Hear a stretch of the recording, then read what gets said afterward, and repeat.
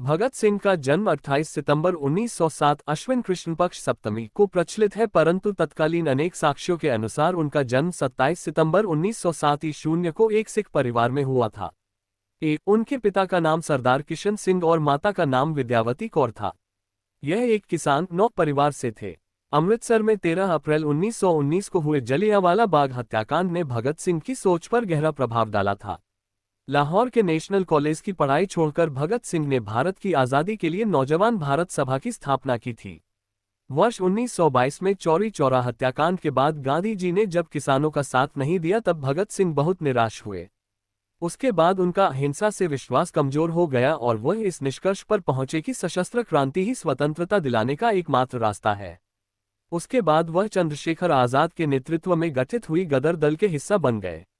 काकोरी कांड में राम प्रसाद बिस्मिल सहित 04 क्रांतिकारियों को फांसी व 16 अन्य को कारावास की सजाओं से भगत सिंह इतने अधिक उद्विग्न हुए कि चंद्रशेखर आजाद के साथ उनकी पार्टी हिंदुस्तान रिपब्लिकन एसोसिएशन से जुड़ गए और उसे एक नया नाम दिया, हिंदुस्तान सोशलिस्ट रिपब्लिकन एसोसिएशन। इस संगठन का उद्देश्य सेवा, त्याग और पीड़ा झेल सकने वाले नवयुवक तैयार करना था। भगत सिंह ने राजगुरु के साथ मिलकर 17 दिसंबर 1928 को लाहौर में सहायक पुलिस अधीक्षक रहे अंग्रेज अधिकारी J0P0 सैंडर्स को मारा था। इस कार्रवाई में क्रांतिकारी चंद्रशेखर आजाद ने उनकी पूरी सहायता की थी। क्रांतिकारी साथी बटुकेश्वर दत्त के साथ मिलकर भगत सिंह ने वर्तमान नई दिल्ली स्थित ब्रिटिश भारत की तत्कालीन सेंट्रल असेंबली के सभागार संसद भवन में 8 अप्रैल 1929 को अंग्रेज सरकार को जगाने के लिए बम और पर्चे फेंके थे। बम फेंकने के बाद वहीं पर दोनों ने अपनी गिरफ्तारी भी दी। उस समय भगत सिंह करीब 12 वर्ष के थे जब जलियांवाला बाग हत्याकांड हुआ था। इसकी सूचना मिलते ही भगत सिंह अपने स्कूल से 12 मील पैदल चलकर जलियांवाला बाग पहुंच गए। इस उम्र में भगत सिंह अपने चाचाओं की क्रांतिकारी किताबें पढ़कर सोचते थे कि इनका रास्ता सही है कि नहीं। गांधी जी का असहयोग आंदोलन छिड़ने के बाद वे गांधी जी के अहिंसात्मक तरीकों और क्रांतिकारियों के हिंसक आंदोलन में से अपने लिए रास्ता चुनने लगे। गांधी जी के असहयोग आंदोलन को रद्द कर देने के कारण उनमें थोड़ा रोष उत्पन्न हुआ, पर पूरे राष्ट्र की तरह वो भी महात्मा गांधी का सम्मान करते थे। पर उन्होंने गांधी जी के अहिंसात्मक आंदोलन की जगह देश की स्वतंत्रता के लिए हिंसात्मक क्रांति का मार्ग अपनाना अनुचित नहीं समझा। उन्होंने जुलूसों में भाग लेना प्रारंभ किया तथा कई क्रांतिकारी दलों के सदस्य बने। उनके दल के प्रमुख क्रांतिकारियों में चंद्रशेखर आजाद, सुखदेव, राजगुरु इत्यादि थे। काकोरी कांड में 4 क्रांतिकारियों को फांसी व 16 अन्य को कारावास की सजाओं से भगत सिंह इतने अधिक उद्विग्न हुए कि उन्होंने 1928 में अपनी पार्टी नौजवान भारत सभा का हिंदुस्तान रिपब्लिकन एसोसिएशन में विलय कर दिया और उसे एक नया नाम दिया, हिंदुस्तान सोशलिस्ट रिपब्लिकन एसोसिएशन। लाला जी की मृत्यु का प्रतिशोध। 1928 में साइमन कमीशन के बहिष्कार के लिए भयानक प्रदर्शन हुए। इन प्रदर्शनों में भाग लेने वालों पर अंग्रेजी शासन ने लाठीचार्ज भी किया। इसी लाठीचार्ज से आहत होकर लाला लाजपत राय की मृत्यु हो गई। अब इनसे रहा न गया। एक गुप्त योजना के तहत इन्होंने पुलिस सुपरिंटेंडेंट स्कॉट को मारने की योजना सोची गई योजना के अनुसार भगत सिंह और राजगुरु लाहौर कोतवाली के सामने व्यस्त मुद्रा में टहलने लगे। उधर जयगोपाल अपनी साइकिल को लेकर ऐसे बैठ गए जैसे कि वो खराब हो गई हो। गोपाल के इशारे पर दोनों सचेत हो गए। उधर चंद्रशेखर आजाद पास के D0A0LV0 स्कूल की चहारदीवारी के पास छिपकर घटना को अंजाम देने में रक्षक का काम कर रहे थे। 17 दिसंबर 1928 को करीब 4:15 बजे A0S0P0 सॉन्डर्स के आते ही राजगुरु ने एक गोली सीधी उसके सर में मारी, जिससे वह पहले ही मर जाता। लेकिन तुरंत बाद भगत सिंह ने भी 3-4 गोली दागकर उसके मरने का पूरा इंतजाम कर दिया। ये दोनों जैसे ही भाग रहे थे कि एक सिपाही चनन सिंह ने इनका पीछा करना शुरू कर दिया। चंद्रशेखर आजाद ने उसे सावधान किया, आगे बढ़े तो गोली मार दूंगा। नहीं मानने पर आजाद ने उसे गोली मार दी और वो वहीं पर मर गया। इस तरह इन लोगों ने लाला लाजपत राय की मौत का बदला ले लिया। असेंबली में बम फेंकना। भगत सिंह यद्यपि रक्तपात के पक्षधर नहीं थे, परंतु वे वामपंथी विचारधारा को मानते थे तथा कार्ल मार्क्स के सिद्धांतों से उनका ताल्लुक था और उन्हीं विचारधारा को वे आगे बढ़ा रहे थे।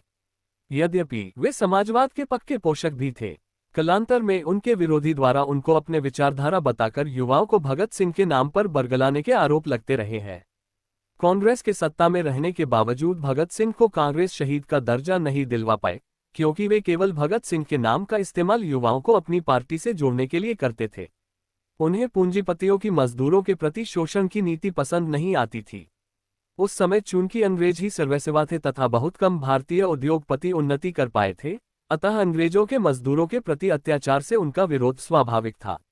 मजदूर विरोधी ऐसी नीतियों को ब्रिटिश संसद में पारित न होने देना उनके दल का निर्णय था। सभी चाहते थे कि अंग्रेजों को पता चलना चाहिए कि हिंदुस्तानी जाग चुके हैं और उनके हृदय में ऐसी नीतियों के प्रति आक्रोश है।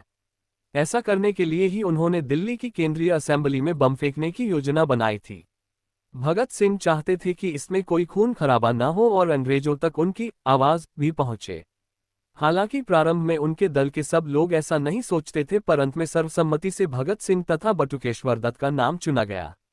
निर्धारित कार्यक्रम के अनुसार 8 अप्रैल 1929 को केंद्रीय असेंबली में इन दोनों ने एक ऐसे स्थान पर बम फेंका जहां कोई मौजूद न था, अन्यथा उसे चोट लग सकती थी। पूरा हाल धुएं से भर गया। भगत सिंह चाहते तो भाग भी सकते थे, पर उन्होंने पहले ही सोच रखा था कि उन्हें दंड स्वीकार है, चाहे वह फांसी ही क्यों न हो, अतः उन्होंने भागने से मना कर दिया। उस समय वे दोनों खाकी कमीज तथा निकर पहने हुए थे।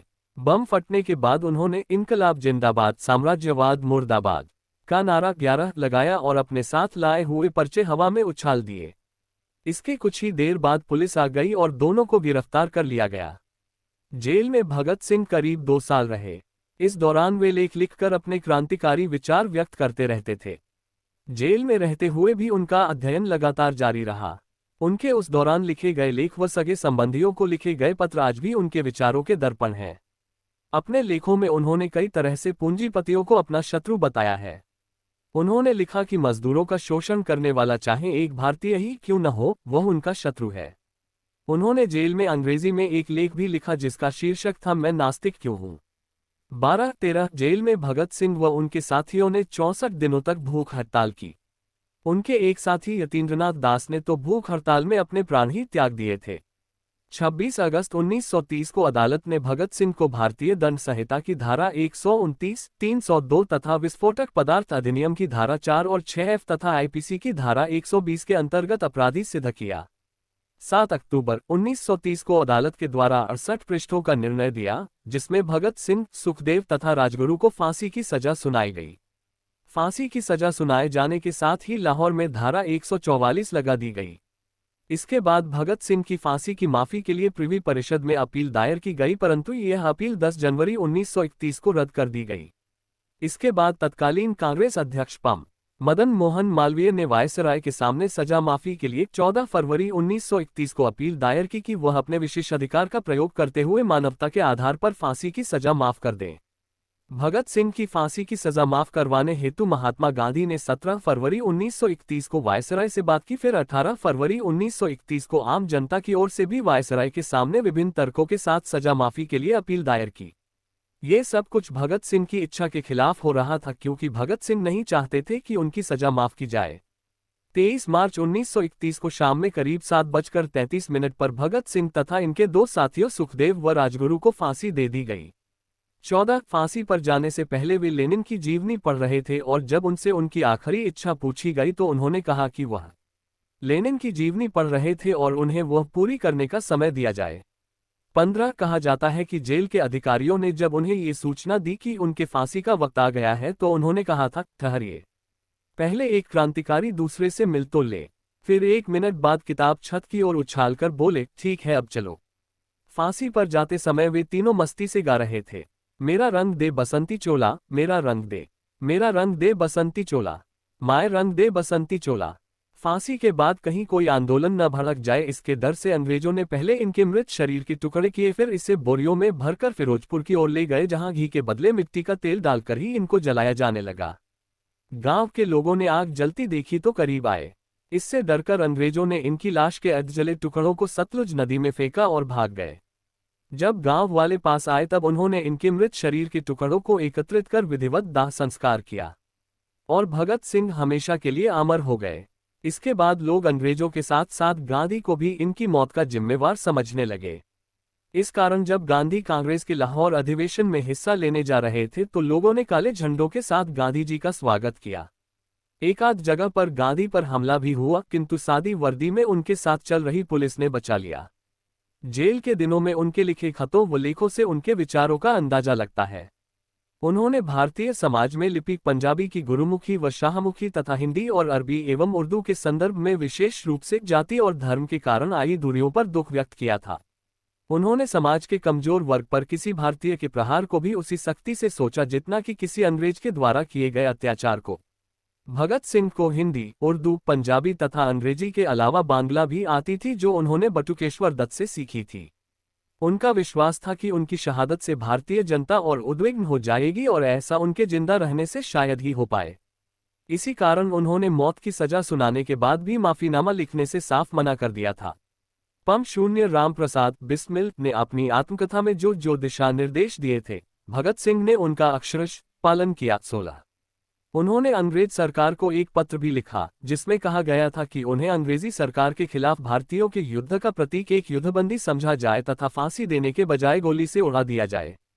17 फांसी के पहले 3 मार्च को अपने भाई कुलतार को भेजे एक पत्र में भगत सिंह ने लिखा था, उन्हें ये फिक्र है हरदम नई तर्ज-ए-ज़फ़ा क्या है, हमें ये शौक है देखें सितम की इंतहा क्या है, दहर से क्यों खफा रहें, चरख का क्या गिला करें, सारा जहां आदू सही आओ मुकाबला करें। इन जोशीली पंक्तियों से उनके शौर्य का अनुमान लगाया जा सकता है।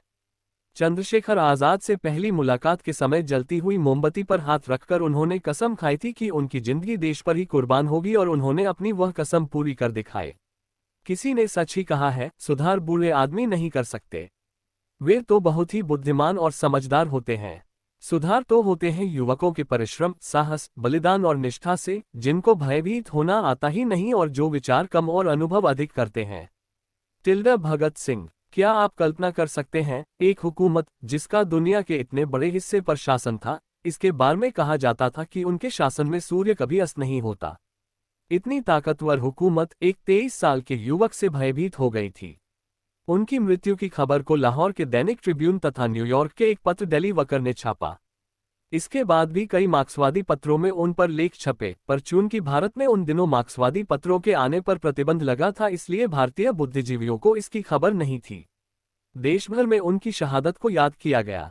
दक्षिण भारत में पेरियार ने उनके लेख मैं नास्तिक क्यों हूं पर अपने साप्ताहिक पत्र कुडई आरसू के 22-29 मार्च 1931 के अंत में तमिल में संपादकीय लिखा। इसमें भगत सिंह की प्रशंसा की गई थी तथा उनकी शहादत को ब्रिटिश साम्राज्यवाद के ऊपर जीत के रूप में देखा गया था।